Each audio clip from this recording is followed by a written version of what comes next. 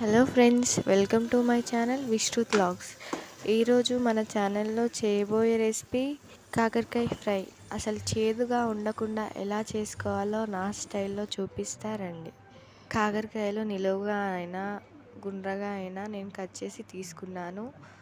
కాకరకాయలు సన్నంగా కట్ చేసుకుంటేనే ఫ్రైకి ఈజీగా వేగుతాయి. ఇప్పుడు స్టవ్ ఆన్ చేసి కంచుడు పెట్టుకొని ఆయిల్ పోసుకోవాలి. ఆయిల్ హీట్ ఎక్కాక జీలకర్ర, ఉల్లిగడ్డ వేసుకోవాలి. తర్వాత ఉల్లిగడ్డలు వేగాక ఇప్పుడు కాకరకాయ ముక్కలను వేసుకోవాలి. తర్వాత ఇలా మొత్తం కలిసేలా కలుపుకోవాలి. అలానే కాకరకాయలు 5 నిమిషాల పాటు ఆయిల్లో ఫ్రై చేసుకోవాలి. కాకరకాయలు బ్రౌన్ కలర్ వచ్చే వరకు ఫ్రై చేసుకోవాలి. ఇప్పుడు ఉప్పు, కారం, టమాటాలు వేసి మగ్గనివ్వాలి. అలానే కొంచెం కొత్తిమీర కూడా వేసుకోవాలి. తర్వాత ఇలా ఆయిల్లో మగ్గాక తర్వాత క్యాప్ పెట్టుకొని 4 లేదా 5 నిమిషాల పాటు మగ్గనివ్వాలి. ఇప్పుడు క్యాప్ తీసి చూస్తే మన కర్రీ రెడీ అయిపోయింది. చూసారు కదా ఫ్రెండ్స్, ఎంత బాగా వచ్చిందో.